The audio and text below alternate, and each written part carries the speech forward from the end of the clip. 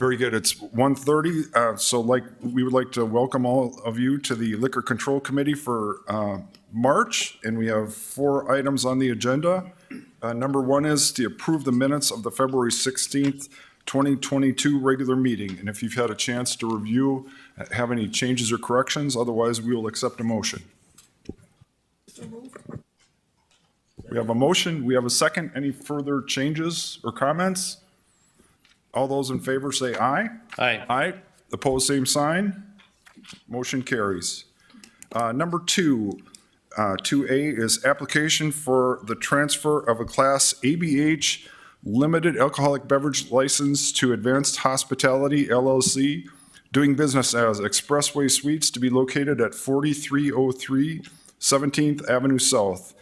This is an ownership change due to the death of the owner. Steve, will you start us out? Yes, thank you, Commissioner, and thank you, board members, for being here on this lovely day today.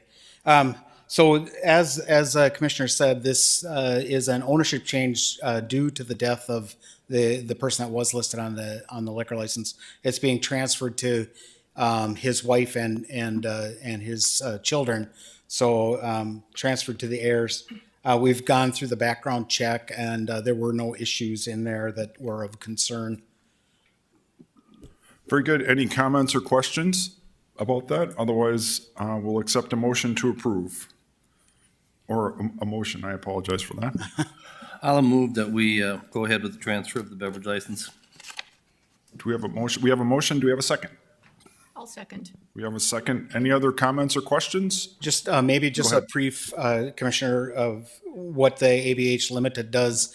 It allows them to have like the manager specials. They are not really selling the alcohol; they're giving the alcohol away, right? So they maybe have a meal or something like that, and then give a drink with the meal. It was a way, maybe 10 years ago when the smaller hotels were trying to entice like business travelers and that type of thing in. The next change that happened with that license was that we saw hotels that wanted to have like a sundry shop and maybe be able to sell some alcohol there. And so we worked with them and included that then in this license also. So they can sell to their hotel guests on an off-sale basis, but it's on a very limited amount. And they have to reconfigure their sundry shop in a certain way so that it's monitored and all of those different things.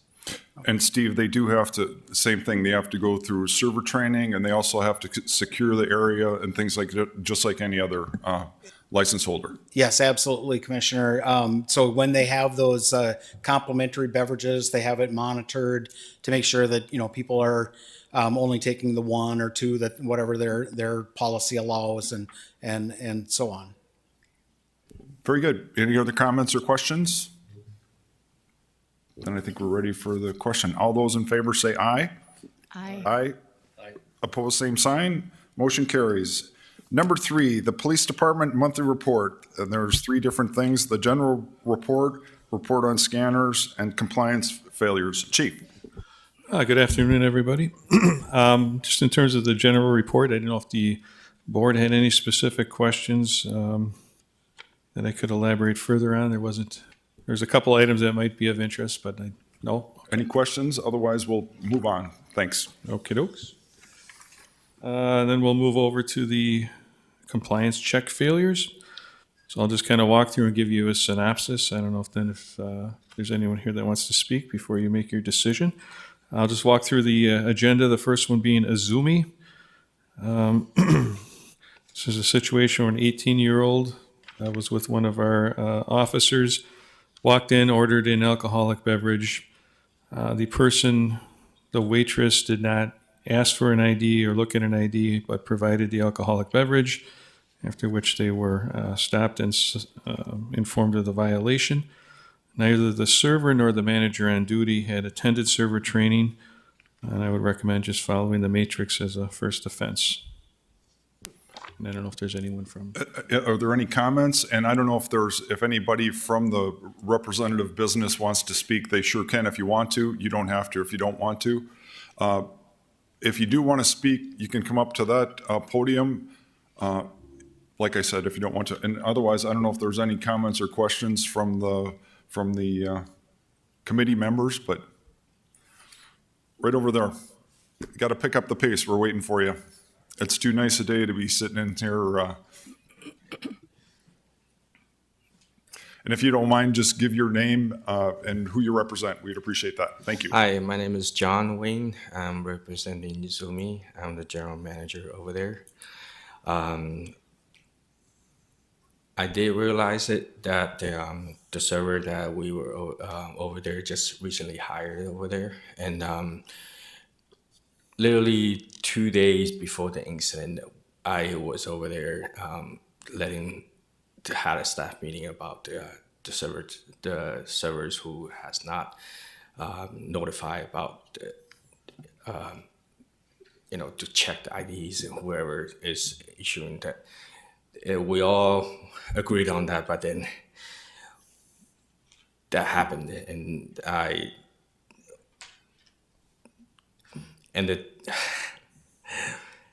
the manager on duty, she just literally finished her training a couple weeks ago on server training. So I don't know what to say, because literally this is the honest mistakes everybody makes, and we do the best we can, because the business has been open up for 6-7 years. This is the first offense that we ever had, and we'll make sure it will never happen again. There's the people that we're gonna hire, especially new employees, I will make sure that gets the server training right away, or if they have it. If they don't, then we'll make sure you get it. That's the only thing I can promise you guys about. No, that's great. And I guess if you don't mind, maybe you can talk to Steve after the meeting, because I think the main thing is when you have new employees, we'll do all we can to make it, because obviously having them go through server training, that is good for you and good for us. And so whatever we can do, and I do think your managers and everybody, you have to go through. And I think from our perspective, it's very important. And so if there's some issues, if there's something we can do to make it easier, but like you said, you've been in good business, and the first offense in 7 years, but part of it is we have to follow the rules. And so that's that. But I do, obviously we value you, and we know it's a challenging environment hiring people, because of there's lots of turnover in a lot of businesses. And so we do have sympathy, but whatever we can do to help you, but having everybody go through server training is very important, because I think that would eliminate most of the problems. And Chief, I don't know what the first offense is. Can you maybe summarize it a little bit for us? Yeah, the first offense is a $500 fine. And so is there anything as far as if they go through server training, will that mitigate that, or is that included in that? I believe there is an option. Go ahead, sir. Well, so the way the ordinance is written, Commissioner, is that if at the time of the failure, the manager and the server on duty, or the server and the manager on duty have both completed server training at the time of the failure, then they can appear before this body and request a waiver of the penalty. Otherwise, the $500 penalty is what the penalty matrix calls for. Okay, so let me just repeat it so it's clear. So if they would have both gone through server training, then there would have been another option for us, but it's clear that they did not. And so my question is, so now if they go through server training, that's just, they have to do that, they still will get the fine. Is that correct? That is correct. The ordinance also requires mandatory attendance at server training if they've failed, so. Okay, and so from their perspective, the server training, can you talk, is there one upcoming, and is there something we can do to help make it easier for them? I would have to reach out to Preston. I know that they have server training. They probably have 3 or 4 sessions every month. Okay. And it's servertraining.org, myservertraining.org. All the employees that they have 2 weeks ago, they already have done that. So they finished the class already. And Okay. Just want to making sure that it will never happen again due to it's right now it's very difficult to find new employees, and then making sure it's old employee a lot of old employees just never come back after the COVID. So. But we do the best we can to making sure that this never happens again. So. But Great. The people who violated that did have finished their trainings already. Right. Any other comments or questions from anybody? Otherwise, we're ready for a motion. I move we follow the matrix. And do we have a second? Second. We have a motion and a second. Any further comments? All those in favor say aye. Aye. Opposed, same sign. Motion carries. Thank you. Thank you. Okay, moving on. The next one, Chief. Plaza Azteca.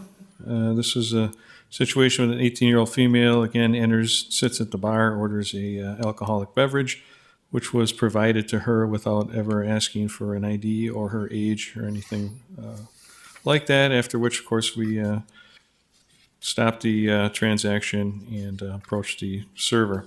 This particular server did attend server training in May of 2021.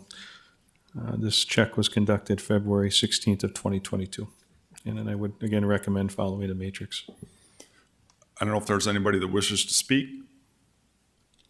If not, are there any questions from anybody on the committee or in the audience? We will accept a motion. I'll move to follow the matrix. We have a motion. Do we have a second? I'll second. Motion and a second. Any other comments? All those in favor say aye. Aye. Aye. Opposed, same sign. Motion carries.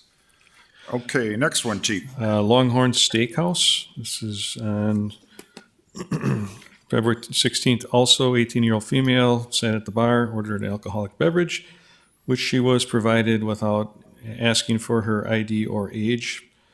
And again, would recommend following the matrix. This server did attend server training in March of 2019. Any other comments or questions? Otherwise, we'll accept a motion. So moved. And do we have a second? I'll second. Motion and a second. Any other comments? All those in favor say aye. Aye. Opposed, same sign. Motion carries. Next one. This is Happy Harry's on 53rd Street South. February 16th, 18-year-old female went in and actually purchased alcohol without being asked for her age or ID. The person that actually completed the transaction had attended server training 2 weeks before on January 31st. I would again recommend following the matrix. Anybody with any comments? Any comments from our group? Otherwise, we'll accept a motion. I'll move. We have a motion. Do you have a second? Second. Motion and a second. Any further discussion? All those in I favor? have a question. So as far as the waiving it, did the managers all have server training? I don't know, sir. We don't check that in that case, or? No, and honestly, it doesn't. It's really the person who serves the alcohol is the one that's responsible. Okay. Dave, do you know, or maybe Steve, what is the history as far as waiving these when they seem like they're buttoned up with server training? Well, that's, Steve, that's what we just kind of talked about. I think it's important for everybody to have server training from my perspective, but I don't know, is it required for the managers? Maybe you can answer that, Steve. Yes, so the ordinance does say that both the server and the manager have had to have server training. With the manager, sometimes the managers aren't even present, they're not on duty, you know. And so that one's always been a little bit, you know, where are we at with that part of it? But the ordinance does call for both server and manager to have had the training before an appeal of the waiver. And as far as, there's been a little bit of a shift of how we're treating these. In the old days with the old board, it was just kind of an automatic waiver if they had the training. What we saw with this board when we had the 9 failures is that, you know, they need to appeal for a waiver and not just be automatic. And so that's been kind of a shift in policy, you know, since this board took over. Okay, thanks. That answers my question. Thank you. Any other comments or questions? Otherwise, we'll accept a motion. I think we You have a motion and a second. So Well, we know we then- vote. You can Call just question. vote. Then I apologize. Then we're ready to vote. Are we ready? Yep. All those in favor say aye. Aye. Aye. Opposed, same sign. Motion carries. Next one, Chief. Delta Hotels, also on February 16th, 18-year-old female went to the bar and requested an alcoholic beverage. The server in this case actually asked for her license, looked at it, which was accurate, and she is 18 years old, but then came back and served the alcoholic beverage. The server had attended training in May of 2021, and I would recommend following the matrix. Any other comments or questions? Go I have ahead. a question. Okay. Chief, again, you're using valid IDs. So this Yes. is an 18-year-old ID that reads vertically when they're a minor and Correct. not horizontally when they're of age. Right, it's a valid 18-year-old ID, Okay. yes. Any other comments or questions? Otherwise, we'll accept a motion. So moved. We have a motion. Do you have a second? I'll second. Motion and a second. Any other comments or questions? All those in favor say aye. Aye. Opposed, same sign. Motion carries. And the last one is Crave. Chief. Again, also on February 16th, 18-year-old female requested an alcoholic beverage. The server in this instance also asked for her license, looked at it, and even though it was a valid license indicating she was 18, served her the alcoholic beverage anyway, after which we took appropriate action, and this server completed training in April of 2021, and I would recommend following the matrix.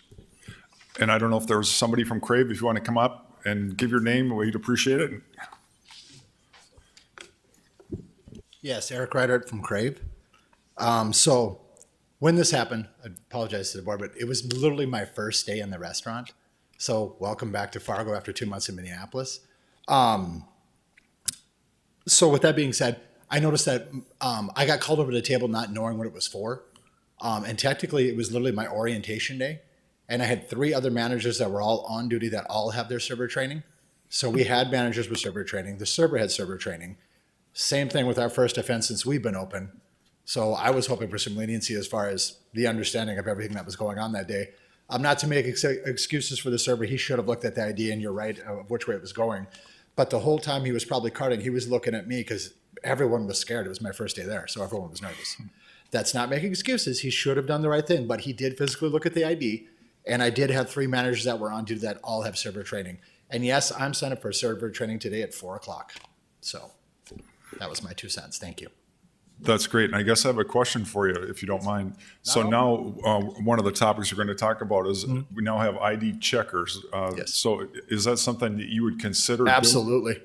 And I don't know how much it costs. The chief is going to talk about that. But from my perspective, it's well worth it. And I would encourage you to do that if you can. Yeah, when we were just switching over to a brand new Toast automated system that you can go to the table so you don't have to go to terminals and order food anymore. So I'm all about technology and making it safer for everybody. Absolutely. Very good. Any other comments or questions about it? I guess my perspective is, since it's his first day and he's new to the city, I would be willing to reduce the penalty, but that's up to the group. And I do think that we've talked about this. The card readers, to me, there's no question that it's well worth the investment. And it's nowadays you can look at the IDs; they're so realistic. So that's my perspective. Any other comments or questions? Otherwise, we'll accept a motion. I'll make the motion. And your motion is to, Follow the matrix. okay, we have a motion. Do we have a second? I'll second that. A motion and a second. Any other comments? Like I said, I would be in favor of cutting them a break, but that's not the wish of the group, so we'll have a vote. All those in favor say aye. Aye. All those opposed, nay. Passes. Or no, then it ties 2-2. So then, tell me what happens then, Steve. So 2-2 is not a A passing. Yeah, it's not passing. So the motion fails due to lack of majority. So we will, I don't know if anybody wants to make a motion to waive the penalty. If not, we will forward it to city commission as stands. Well, we can just forward it onto the city commission, and then they can see what our deliberation was, and then they'll make the call from there, because we're the recommending board. But whatever the group wishes to do is fine with me. I'll make a motion to waive. And I'll second it. Is that legal to do, Nancy? So we have a motion and a second. Any further discussion? Go ahead. I firmly believe that, and I appreciate being on duty for the first day and all of the chaos that goes on, but it just is so important to check IDs and to take your time to do that. And I have a hard time waiving this because it should have been checked. It should have been checked. It's an 18-year-old ID. They're horizontal or vertical. So it should be a no-brainer to see an ID like that and know that they're not of age. So I really struggle with waiving the fee on this one. That's excellent. I guess what I struggle with is the person that commits the crime, the legislature reduced the penalties for them. And we've decided we're talking about increasing the penalties for some. And so that's an inconsistency. The other thing that bothers me is we as a city are trying to catch our businesses with somebody breaking a crime. To me, that's not what we should be doing. But that's just my perspective. I think it's challenging enough to run a business without your own government trying to catch you doing things. And that's what this is. From my perspective, that's entrapment. Because obviously the 18-year-old is breaking the law, and yet I don't think anything happens to them. Is that correct? Because if they're entering a place trying to buy alcohol, that's a violation of the law. Right, yeah, they're not breaking the law when they enter as an agent of the police to conduct a lawful inspection. To me, that's minutia. It's an underage person trying to buy alcohol. That's a violation of the law, correct? Unless I'm missing something there. If they're not acting as an agent of the police to do a lawful inspection, then yes, you're correct. Okay. Any other comments or questions? Well, I agree with you, David. I think it's probably a debate that's gone on years ago and will probably continue forever. Yep. I do appreciate the gentleman from Crave and that comes and talks to us as a city.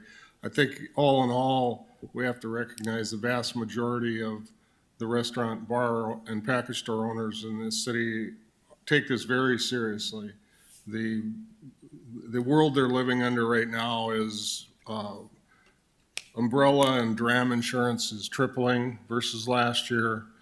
They are more motivated than ever to run a proper operation. So there is a soft spot in my heart for these people that, especially when they serve thousands of people a week, and there's going to be some type of failure rate, whether it's 0.5% or 0.1 of 1%. I think certainly the checking program that the police department does, it certainly provides incentive for them. And my understanding is the people that failed will be followed up on sometime in the near future with another one, right? Well, not necessarily to the same place. And I think to put it in perspective, I couldn't tell you the last time we went to these businesses that failed, but it's not really often. And so while it might be someone's first failure, it's more indicative of a regular pattern of activity than an anomaly. For us to walk in on one occasion on one day and have something like this happen, just in my professional opinion. Well, it is. I think the problem is worse than we realize with Right. minors. Anecdotally, I was having lunch with some golf buddies a couple weeks ago, and we started talking to the waitress, and I don't know how the conversation came to it. She was an 18-year-old waitress serving alcohol, and she started bragging about how many bars she can make. She has 3 IDs, and she says, I can make anywhere in town. And one of the fellows sitting with me was a bar owner. He says, well, you're not going to make it in my place, and if I see you, you're going to jail. So I don't disagree with Kay the importance of this, but I also did agree with Dave that the attitude in which we deal with our constituents or the trade out there, I think needs to be more open and somewhat understanding too. How can we help? Which is a question you asked all these people, they kept, what can we do to make it better for you? And I appreciate that. So it's I guess I'm just talking in circles here, but. No, that's good. That's It's- the thing that's the most frustrating to me is we all realize this is a problem, and yet the state legislature reduced penalties for minors consuming alcohol. That is the stupidest thing I've ever heard of. They're doing the exact opposite of what we're trying to accomplish, and we're different levels of government, but you'd think we would try to be somewhat in concert with each other. So, and it's just very disappointing. It makes everybody's job more difficult. The bar owners, the police, the state legislature has reduced the penalties for minors consuming. So anyway, I apologize because I've said that more than one time, but it's very frustrating. And anyway, so any other comments or questions? But I think we've talked about it enough. Are we ready for a vote? All those, and I don't know if you need to repeat the motion, but I think we know what it is. So What are we voting on? go ahead, Steve. Waiver, the waiver? Yes. Yes, the motion is to waive the penalty, or waive the penalty. Yep. Okay. All those in favor say aye. Aye. Aye. All those opposed? Aye. It's tied. So now it will go on to the city commission, correct, Steve? That's correct. Very good. Okay, I think we are ready to move on to, I think the next item on the agenda is 3B, the report on scanners. Is that correct? Go ahead. Yes, Go ahead, Steve. Commissioner. So our downtown community resource officers spoke to a couple of the businesses in the downtown area who have had terrific success with the scanners. I reached out to those businesses. Neither one wanted to get up here and actually talk to. So I said I would do my best to kind of relay some of the successes that they've seen using those ID scanners. One of those businesses actually spent a fair amount of money on their scanner. They have a forensic scanner. I think he said he spent in excess of $5,000. On the other hand, you can get scanners for as little as that $400 to $600. I think we've talked a lot about $1,000 scanner being available. But what is encouraging to hear is the people that are really cognizant of using those scanners and trying to decrease the minors present on their facility. It's like the word has gotten out that don't go there because they're going to get your ID. They're going to confiscate it. You're not going to get a drink there. And so those people are, more likely going to other facilities.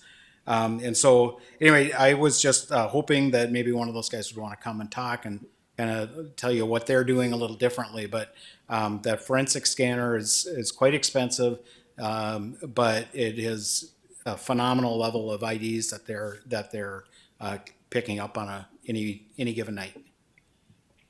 I don't know if you have anything to add, Chief.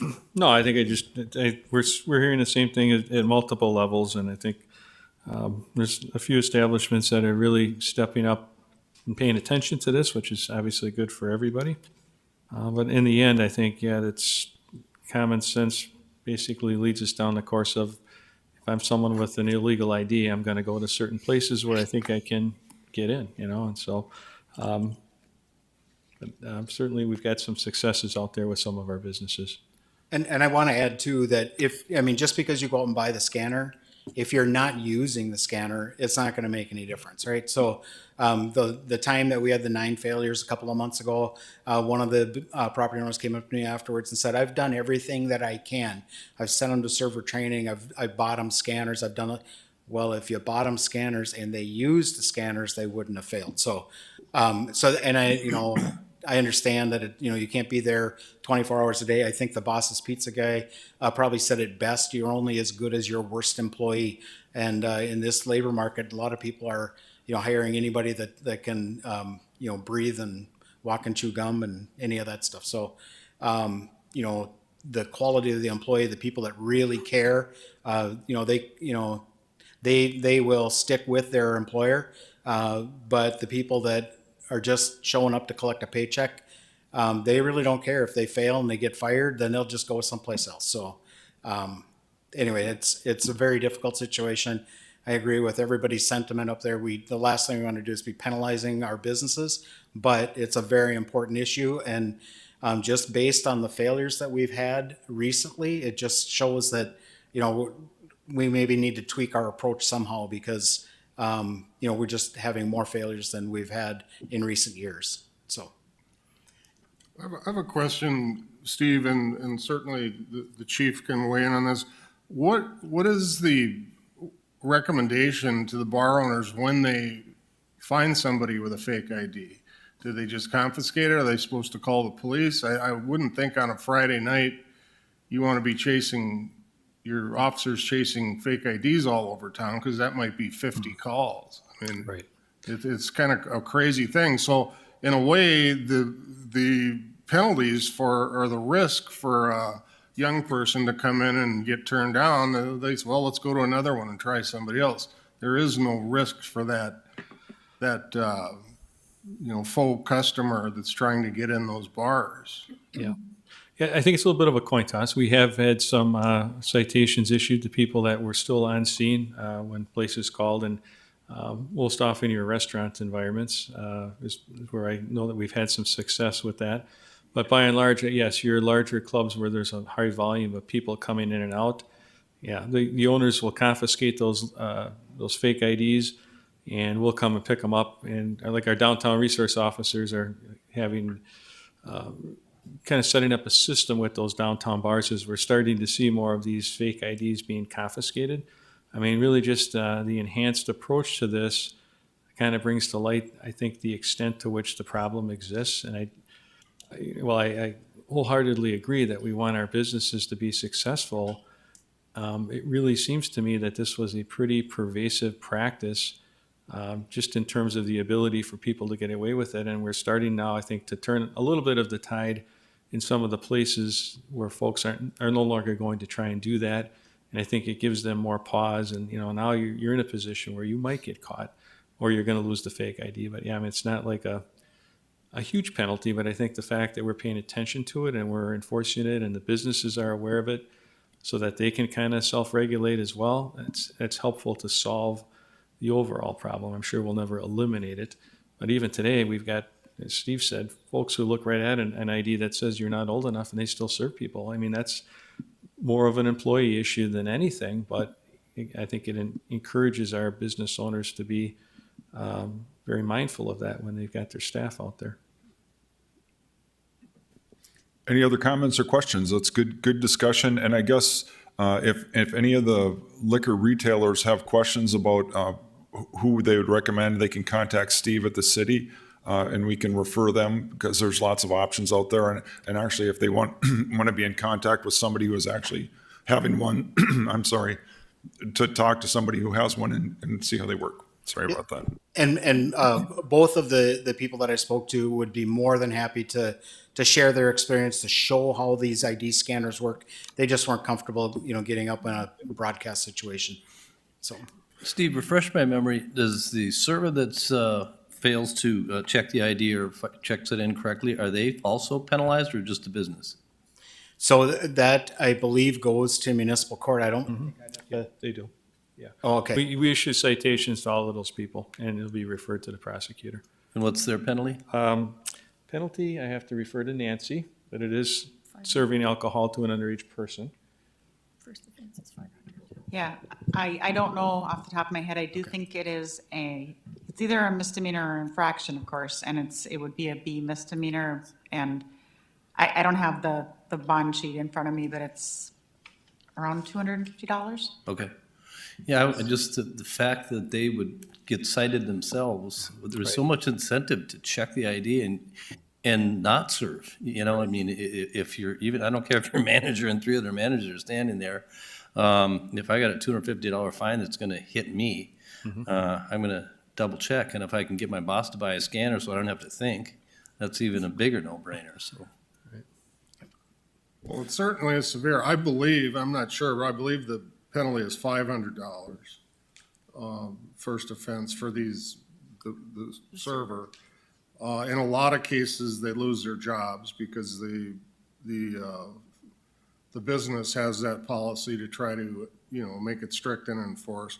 And for a college kid, that's a heck of a way to start your life off with a police record and $500 fine. So I guess the one thing that seems unbalanced to me is the severity against the employees of the bar and the bar owner versus the severity of the kid that's walking in there with a fake ID. I wish there was a way that we could put some teeth into what their punishment is. And so I don't know if a ticket can be written afterwards, if their ID has been doctored and it's their actual name or address. I know when I was that age, my biggest punishment would have been if they called my dad. So, but anyway, it's complicated. Because I don't think the bar owners have the time to process people. No. And on a homecoming weekend, you know, who knows how many fake IDs are flying around out there. That would be impossible for anybody to handle those. Very good. Any other comments? Otherwise, we'll move on. Thank you very much. The last item on the agenda is a discussion regarding the penalty matrix. Sure. Thank you, Commissioner. So a couple of the board members asked to meet with Nancy and myself to kind of review how the penalty matrix came about, and maybe what would be appropriate penalties within the matrix. And so I think at this point, since it was their idea, that we'll let Kay kind of talk about what she thinks the penalty matrix should look like. Thanks, Steve. I basically wanted to just open this up for discussion. I've been frustrated with the lack or the numbers of minors being served, the compliance check failures, 9 a couple months ago, 6 this time. And I thought there must be something that we can do. And the penalty matrix comes to mind first and foremost because I feel like maybe there's not enough teeth in it, that we need to really crack down to get people to listen and to hear what we're trying to say. The bottom line is that alcohol is a potentially lethal drug, and we have to keep that at the base of our decision-making so that we're protecting the general public. And then I look at this and I think, and I hear that, we were busy, this happened, and we won't do it again. And I think that's all well and good, but yet there's got to be more to it. And I'd love to sit down and have a couple brown bags with business owners to see what their thoughts are, what we can do to help them, what they see as major problems that we're not touching on. What are we missing? And I'd also like to look at how we might incentivize those businesses who do well. So those compliance checks that passed, can the server get a $25 gift card and a recognition? Can the business get a reduction on their liquor license fee when it comes time for renewal? I mean, we're so punitive. And how can we incentivize good behavior and reward those folks who are doing the good work and making things right?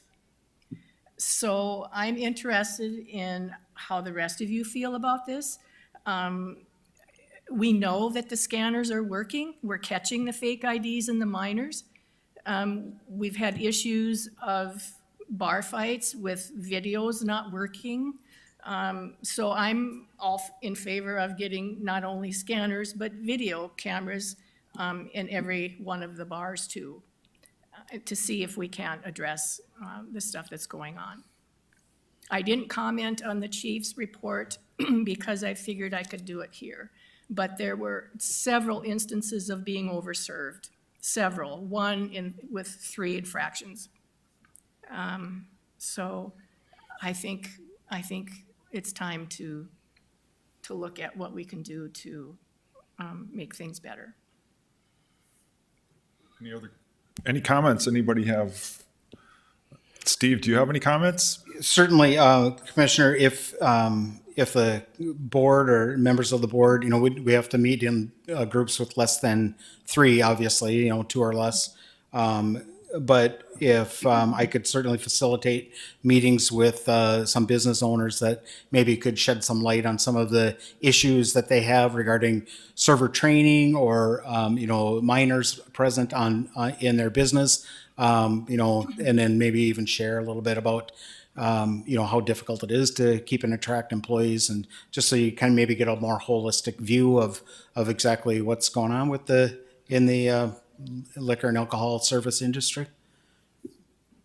So is that you volunteering to organize this, Steve? That's, I guess to me, that would be a great way to proceed, to have a 2 at a time meet, and then with some of the different people, and just start out that way. If that's acceptable to everybody, I think that's a good way to start, if that's all right with you. It's something, I a long time ago when I had brown hair instead of white hair, but I was in the restaurant business. We did not serve alcohol in the business that I was at, but I know how difficult that business is from my own personal experience. That's why I didn't go into that business. I always had dreams of owning my own restaurant, but somewhere along the line I got wise, and didn't go into that.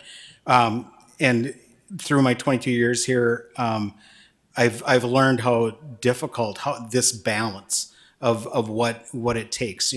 Certainly the city has certain goals and things that we want to accomplish, but we don't want to be penalizing businesses. And there are some businesses that take it more seriously than others, and so it just is balance. And I just think if we can provide that education, from the business owners' mouths themselves, that I think you'll be able to come together and find a way that benefits everybody. So I'd be glad to organize that. So if that's okay with you, Kay, that we'll proceed that way. And if you don't mind, Steve, just organizing that, and we'll begin maybe informally, and then maybe down the road have a brown bag to kind of summarize what we found, and maybe go from there, if that's okay. If that sounds like a good, I think that's perfect. good strategy. Yep. Go ahead, I Kay. have another question, and that is, why does a server have 90 days to take server training? Can that be, what does it take to get that before they start working, to get server trained before they start? Well, I think that one of the things, especially in a tight labor market, is that we are open to the idea that you try to hire somebody, you maybe actually need them on the floor. And there was concern when those ordinances were first written about the frequency that server training was offered. But server training now has increased, and it's offered so often. I think that personally that there would be an opportunity to shorten that time frame up. Maybe it's 30 days or 60 days or something, but clearly 3 months there. And again, there are some businesses that just say, we're not going to put anybody out there that hasn't had server training, and they make that business decision on their own. So.